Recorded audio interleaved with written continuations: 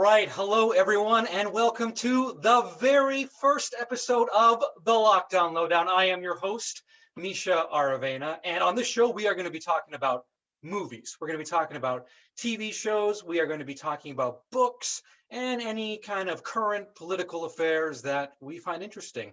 But before we begin, I'm going to introduce my panel.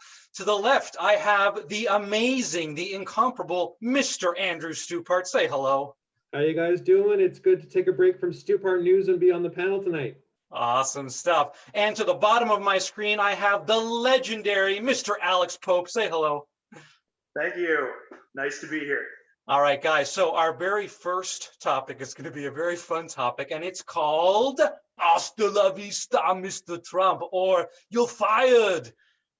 That's basically my awful Arnold Schwarzenegger impression. I was gonna say I love it, Misha, and I appreciate it very much. I'll do better next time. I'll do better next time, I promise. But anyway, Andrew, this was your idea, your topic, so I'm gonna throw it over to you and get us started. You know, and I appreciate that. Thank you so much. And it's a pleasure of mine to be here tonight. Normally, I would do an introduction when it comes to subject matter, but I don't think this guy needs any introduction whatsoever. Donald J. Trump, he's been a real estate tycoon in Manhattan. He's been the star of his own celebrity game show, The Apprentice. He's been on roasts himself and been on comedy channels and whatnot on TV. And now, like no one ever thought he would. We all thought it was a joke. The Simpsons predicted it in the Simpsons episode ages ago. We never thought it'd be real. But for the last 4 years, Donald Trump has been president of the United States. My heart goes out to the U.S. population. Again, we don't have a lot of time tonight, so I'm just going to throw a couple topics out there just to like really, I was gonna say digest, but really dissect and go through the Trump era and what is now known as Trumpism, and will forever be known as the horrendous embarrassment, the stain that Donald Trump has put on American society. So, debatably. Well, I mean, we'll get into the debate later, Alex. Everyone, it's a free country, and we have freedom of speech here, so I'll leave you to your opinion, but. Again, this guy has left a legacy that will never be able to be erased. And I did want to jump in. Obviously, there's a lot of topics to cover, but the wall, guys. The wall was something that was a main element or campaign promise during his campaign platform and when he was running for election. And one of the key phrases was, build the wall and make Mexico pay for it. And subsequently, during his building his case to build the wall, spend $5 billion to build this wall, which at some point Mexico was going to repay them for. He did mention that Mexicans are thugs and drug dealers, and that's just the tip of the iceberg. And rapists. Don't forget rapists. And rapists. Now, just to give you a little bit of background, the wall, even though he was trying to get Mexico to pay for it, and that was part of his platform, ultimately the amount that was being argued in Congress, in the House of Representatives, was $5 billion. That was the cost, that they had projected. And because there was this kept bouncing around between the Democrats and the Republicans in the House, they couldn't figure out the budget, and there were so many budget issues around the wall. It actually caused the longest shutdown in U.S. history from the end of 2018 into early 2019, 35 days. And ironically, this ended up actually costing approximately $11 billion to the U.S. taxpayers because of this shutdown. So without further ado, let's talk about the wall. Alex, what do you have to say about the wall? Straight over to me. Talk about it. I really think it was a really interesting campaign pledge. First of all, a lot of people attacked him because obviously he was lying, right? He said Mexico's going to pay for the wall, and nobody believed that. And that's one thing that I really have to emphasize here. Nobody on the left or the right believed that. It was simply meant to dodge a question. And I think he skillfully and artfully dodged that question. And sure enough, Mexico didn't end up actually paying for the wall. Sorry, I have somebody knocking at my door. I need like an on-air. Probably because he's watching this now. Exactly. Sure enough, nobody, they didn't actually end up paying for the wall. But I think later on, he sort of amended that argument by saying that Mexico is indirectly paying for the wall by, no longer having as much of a trade imbalance and stuff like that. And who knows if that, even measures up, but it is what it is.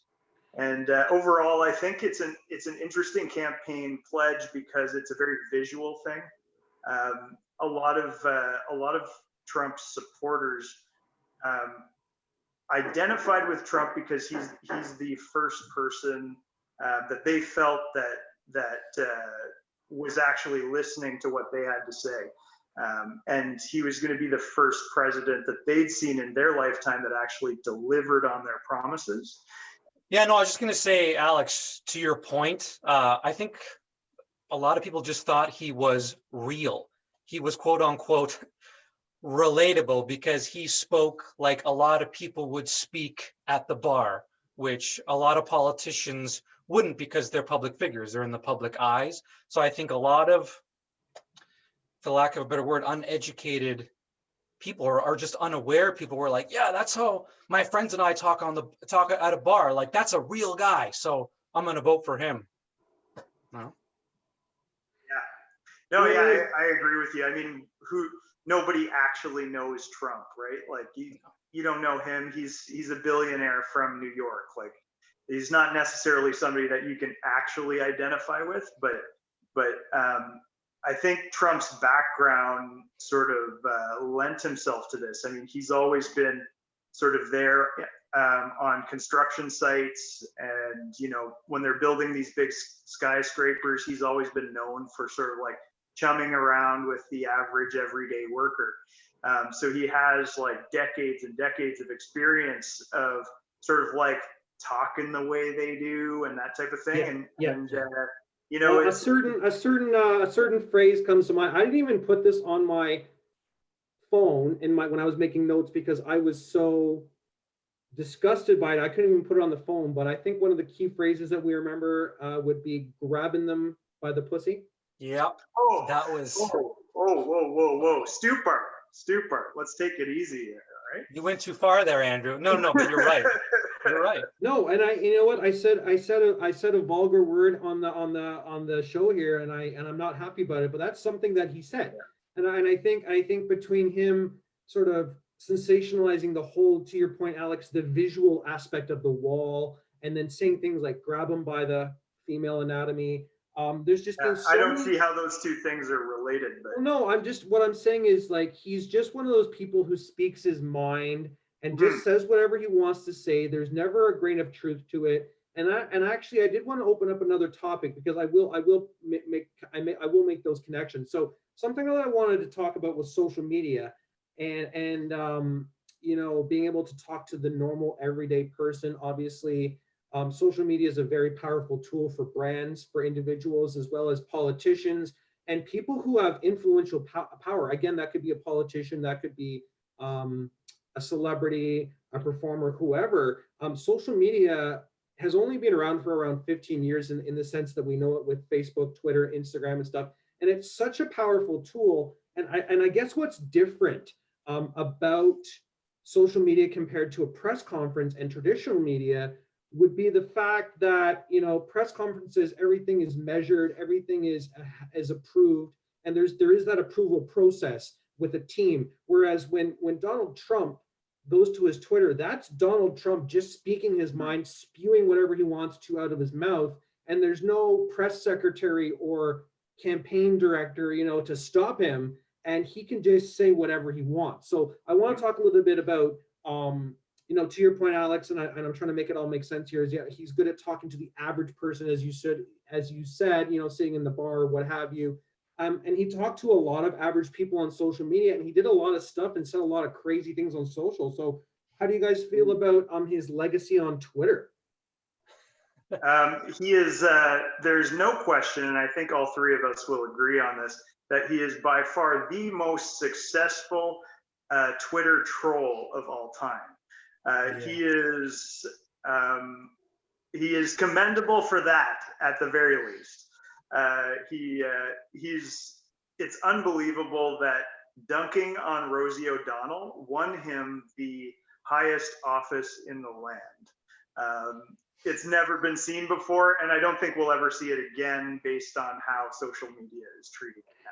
And it's just one of those things like I feel like on socials, as I said, it's a powerful tool and it can be used for a lot of great things. But I think something that Trump did really well is I hate to say it, he appealed to the lowest common denominator. And I hate to I don't want to have a sense of classism here, but there's a lot of uneducated people who just kind of take things at face value. And he used it. Trump was so successful in using it as a tool to get to those certain areas that you may not have been able to get to in past elections, and really getting a support base based on his social media, and getting some really a really big following of supporters based on the power he had of social media. Anything to add to this conversation, Misha? Yeah, well, I will say, he spoke to the people who were who the ones who didn't vote, who weren't political at all, who use That's right. Facebook, Instagram, and Twitter, That's right. and that's what they can relate to. But what I will say, like someone who uses Twitter to send out a political message, a political thought, and you are in a place of public office, it's just so childish to me. Like that's something I would do when I was in grade 7. I would talk about my feelings, or I hate this and that, and I would post that on Facebook, right? Or whatever we were using at the time. So to me, it just seems very, very childish. And also the thing with when he's posting this stuff, I think about, when we apply for jobs, right? We usually have credentials when we go to apply for a job. Donald Trump became the most powerful man in the world, sought office. No one shut down his Twitter until now, and he had no credentials to do the job whatsoever. No political experience. That's like me applying to be a heart surgeon, and I go and I say, hey, do you have a PhD in this? No, sir. Have you ever done heart surgery before? No, sir. Great, you got the job. And he got it. So again, to your point, I just think it's very childish. It's very childish. No, I appreciate However, that. he does have an extensive background dealing with the media and media attacks. And that ended up being 95% of his job. That was just No, and you guys both make some great points, and it does beg the bigger question of, should we, and I'll get to the ban in a second. I will get to that whole situation about him being banned, but just in general, do you think that, at large, do politicians or people who are in sort of roles of political power have a certain responsibility when it comes to these tools, and do you think that there needs to be some reform in terms of expectations set on, say, the Prime Minister of Canada, or the President of the United States, or anyone, again, an MPP, even anyone who's a politician in a level of power? Should there be limitations? Should there be restrictions from their role put on them about what they can and cannot say on social media? Alex, you want to take that first? Well, it certainly doesn't say anything in the Constitution about how to handle Twitter. If I were an American, of course, I would be pushing for a rewrite to the Constitution right now. I think it's long overdue, and it should encompass things like social media and that type of thing. Right now, it's the Wild West. Obviously, Obama was the first person to have even a cell phone inside the White House. Yeah. He was the first person to use social media to his advantage, and then Trump follows him up, and he's the first person to actually win the White House because of social media. So it's the Wild West. We're seeing a lot of firsts right now, and I think they're going to be changing drastically as we speak. No, and it's very valid. When you say Wild West, I couldn't agree more. And I think it's you're right that we do. It may not be changes to the U.S. amendment in that form, but there has to be some sort of accountability and structure and limitations around, when you're in a position of power, specifically in office and the highest office in this particular instance, some guidance around that. Because an example that I'll bring up is the first time that the U.S. And North Korea leaders ever met was when Trump met the leader of North Korea and I always say his name wrong. Kim Jong-un. Kim Yeah. Jong-un. Kim Thank Jong-un. you. Try saying that 10 times fast. So the first time that an American president and North Korean, I guess, dictator, whatever you want to call them, ever met was when Trump made the trip in 2018 at the nuclear summit in Singapore. It was held in a sort of more neutral country, because obviously you don't want to have a president go to North Korea, right? But part of the legacy after that was the fact that Trump used Twitter to sort of egg Kim Jong-un on and kind of call him a short and fat and say, and I think the top quote was, not only was he short and fat, but the U.S. also has a nuclear button too. And that was one of the key phrases. And so what do you guys think about the implications of Twitter and international relations, and possibly, if this had escalated, it could have meant potentially World War III? Well, I think when it comes to, again, using the social media, but this extends outside of that too. To me, it's about human decency, right? Everything he posts on Twitter, the hate, the bigotry, the ignorance, the misogyny, the unbearable arrogance, the hubris, right? And how he attacks people, how that is tolerated is beyond me. Again, Alex, putting something in the Constitution, those words, exactly what I just said, will not be tolerated if you are in that position of power. That's one thing that needs to happen right away. So again, I don't know how he got away with it, but it just goes to show you, kids, anyone who's out there, if you have enough power, I guess you can do what you want.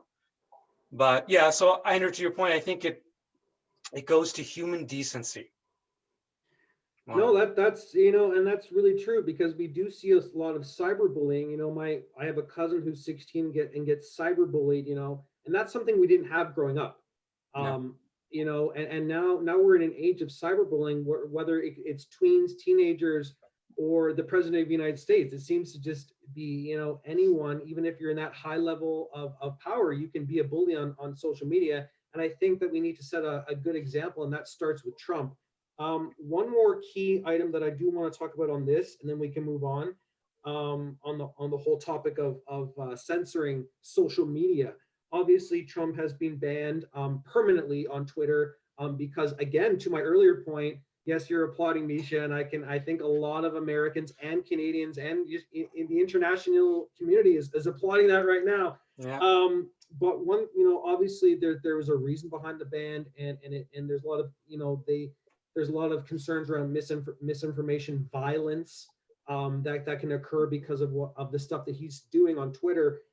Now, Kirstie Alley, who is not only a well-known celebrity, but also a big Trump supporter. She's a big Trump supporter. You said it, Alex, and she actually compared Trump's Twitter ban to slavery. What do you guys have to say about that? You want me to take that one? Yeah, Alex, go for it, buddy. I can't wait to hear this. I don't think it's a dramatic overstatement. Again, we're talking about political censorship here, and political censorship really isn't something that we've seen in the lot ever. So this is the first time that we're handing enough power over to somebody to basically bury stories and make stories disappear. And I think a perfectly good example of that is the New York Post article about Hunter Biden and his dealings overseas with China and everything like that. We could debate till we're blue in the face about whether or not that had any veracity, but the fact of the matter is they had eyewitness accounts, and they were coming forward with information that was worth listening to at the very least. Even if you don't like the candidate or anything like that, they're coming forward with valuable information for the American people weeks before an election. And now they have the power to basically just like take the New York Post, a very reputable news organization. So I've heard. I don't read it or anything like that. But anyways, I've heard that it's been around for a long time, and it's like, taking the National Post or the Globe and Mail in Canada, just like making their Twitter account just disappear. It's kind of unfathomable, and it's not a good direction to be heading in.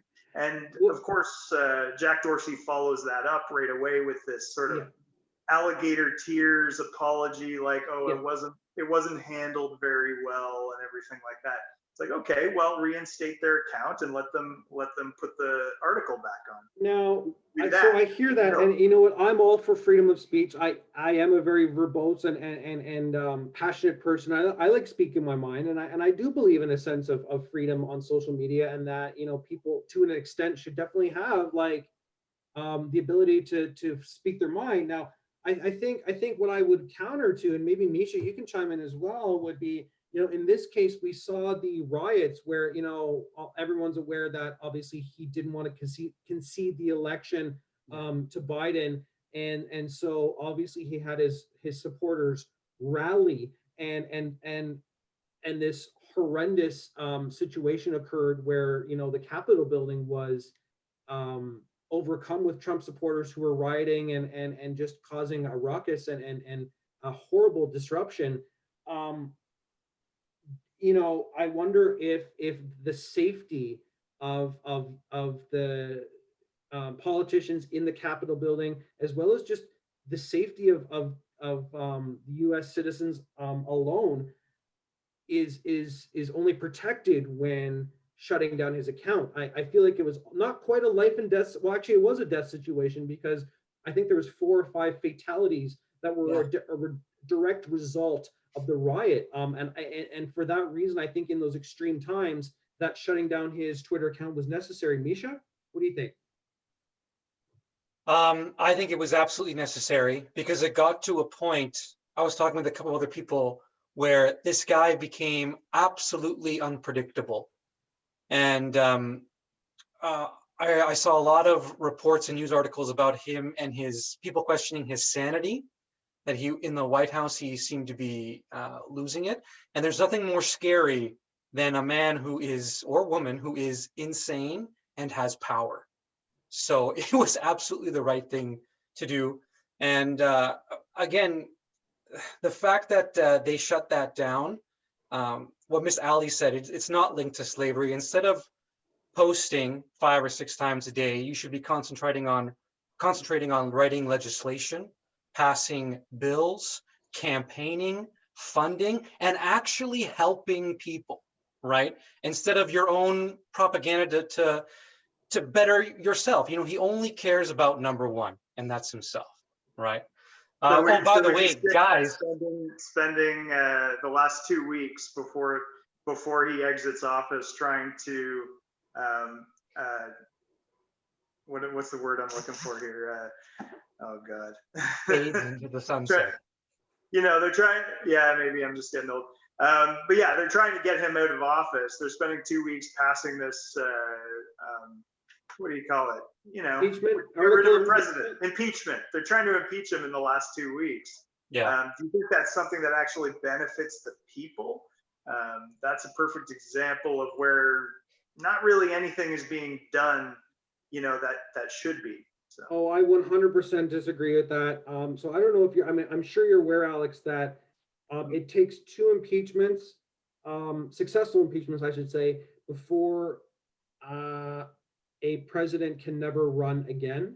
And so this is more of not only is it a symbolic gesture to say, hey, we want you to get the hell out of here now and let a sane, capable human being that's down to earth actually perform his duties starting on the 20th. We want to get you out now so you can't do any further damage. But then on top of that, literally, if this is to go through, he would be the first president of the United States in history to be impeached not only once, but twice. And so I think it's just one of those, it's basically a safe measure to make sure that this guy never gets back into office.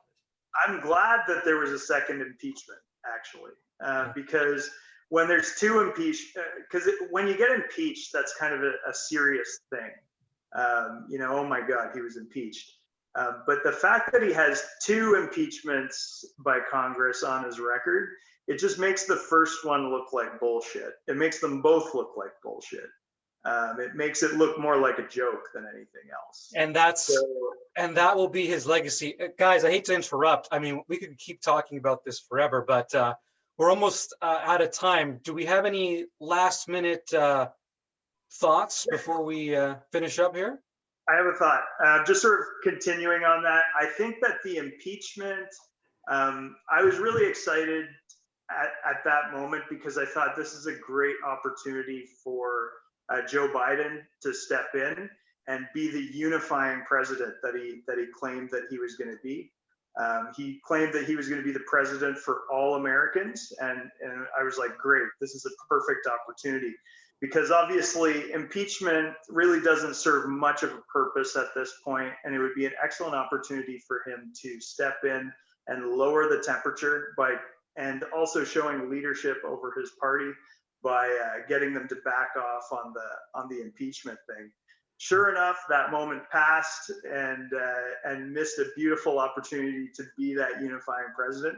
And now you've got Trump supporters that are angrier and angrier as a result of it, dividing the country more than anything. So yeah, and you know what? One final closing thing, because I know we're running over time, but I feel like a lot of us had some differing opinions tonight, but we agreed on a lot of things, and I think there's a consensus across, I should say, the world now that the time has come for Trump to make his departure, and we're going to usher in a new era. This is going to be the Biden era, and he has 4 years to take a stab at this and prove that he can, be that unifying president. We'll see what happens, but I think Americans and even Canadians like ourselves can breathe a breath of relief and say it's time for a new era, and we'll see what the Biden era has in store for the next 4 years. Absolutely, amen to that. Well, you know what, guys? I had a lot of fun doing this. We might have to do a second part of this because I still have so many thoughts on this. But I will say, I'll just give maybe one last kind of closing remark. My thing is, it's ironic how he wanted to unite, or he said he wanted to unite and make America great again. But you know what? America now is less free and more divided than ever.